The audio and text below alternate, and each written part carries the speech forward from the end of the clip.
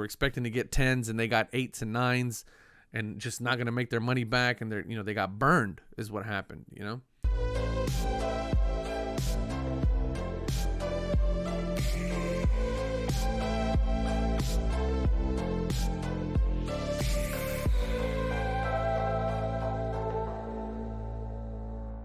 What is up, everybody? Welcome back to another episode of Retro Hoop Collectibles.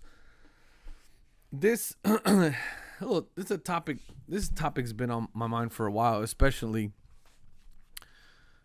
within the last, I'd say maybe about 2 or 3 months. I've really begun to see a lot of people getting their cards back. A lot of videos being posted on YouTube of sub returns that are coming back after a year. Of people, waiting for their cards back. Some folks 13 months, some folks 14 months. And really it's almost like the cards that are coming back now are like a timestamp as we're seeing these cards get revealed. It's like a timestamp of what, of profits unrealized. People were what people were submitting in November and in December of 2020, right? And in anticipation of, this run up, and now here we are, April of 2022, and you're just now getting these cards back when in all actuality, you were anticipating getting them back maybe 2 or 3 months, 90 days later, which at that time was a worst case scenario. That's now turned into an entire year or year plus for some of you. And to watch some of these videos of some of these folks opening up these cards, it's really tough, to some of the cards that they were submitting of players that are now either way past the sizzle in the pan that they were, a year ago, or also just completely out of the game or injured or, whatever the case may be. It's really kind of sad, kind of heartbreaking, and it kind of sucks, to watch that happen for a lot of folks, or for some folks that are on YouTube, some of the videos I've been watching.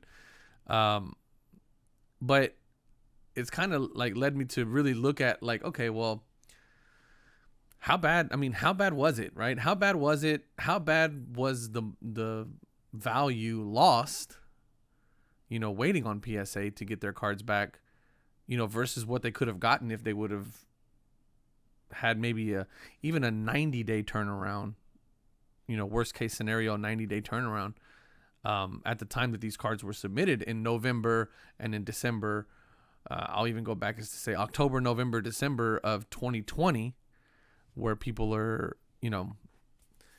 sending cards out at that time, right? Because remember, I'll use my order for example. My order shipped out, late 2020 in December, and didn't arrive, or the tracking didn't have it at PSA until January 18th. And then they didn't even put it into the system until December, like 20 something. I mean, not December, March 20 something.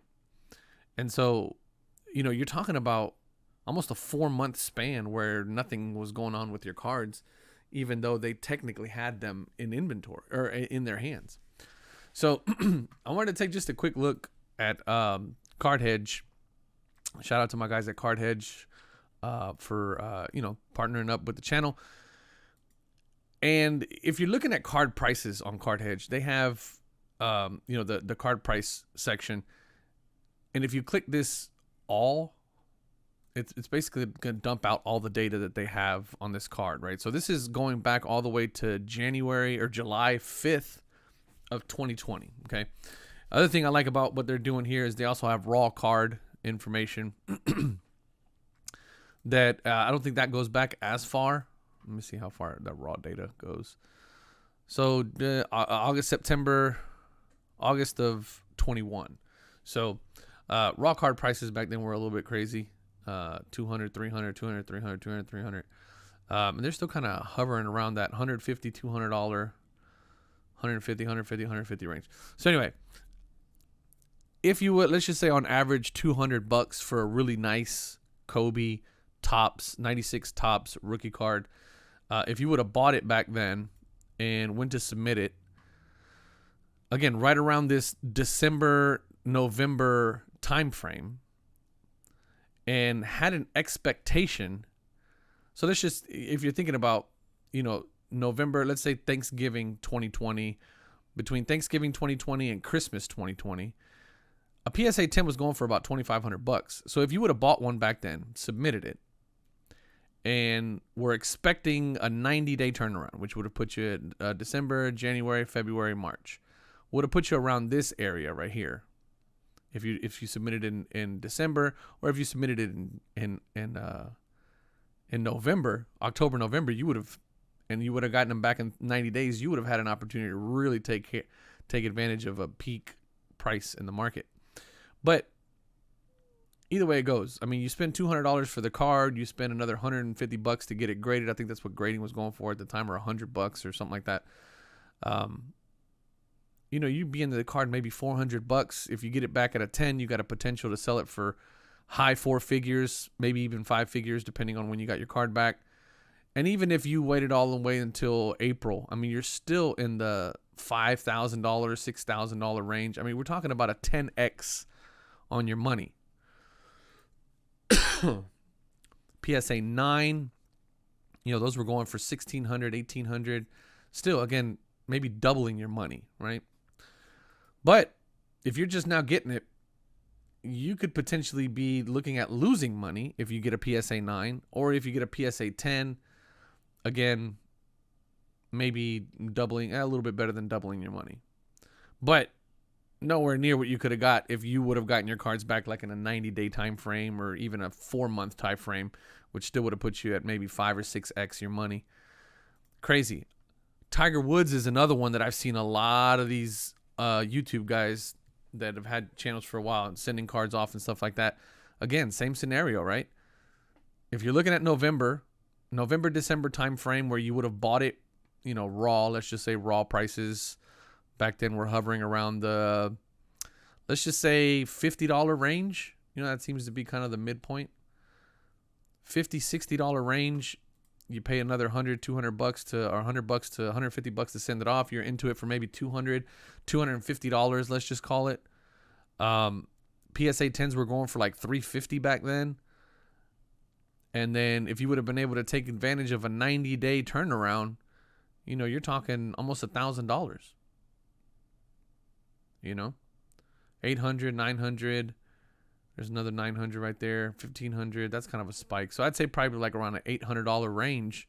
You're talking about 2-3x your money. Now if you're just now getting it back, man, you're probably breaking even. That's if you get a 10. If you get a 9, forget about it. You're losing money right now. And then at the peak, you would have been able to maybe break even. And with the way they're grading right now, I mean, it's not a good situation. But again, I mean, it's just, we see it all. Tom Brady. This is another card that I saw a lot of people submitting, that they were just now getting back. I mean, this card really didn't even pop off until, what is this, 2020, peak at January, February of 21. If you were expecting to get your cards back, this one's kind of still hovering up pretty high, actually. $2,100, $2,400. So you're probably still doing good on this one. If you submitted way back when and you got it back a year later, you're probably still doing all right. I mean, raw prices were probably dirt cheap. $200, probably the $200 range for raw prices. You send it in, if you get a 10, you're doing pretty good. If you get a 9, you're hosed. I mean, you're making $100, probably not even. You're probably breaking even. So again, I'll jump off of this, but this thing about flipping and flipping the car, finding them raw, finding some gems, sending them off, getting them graded, hoping they come back a gem mint 10.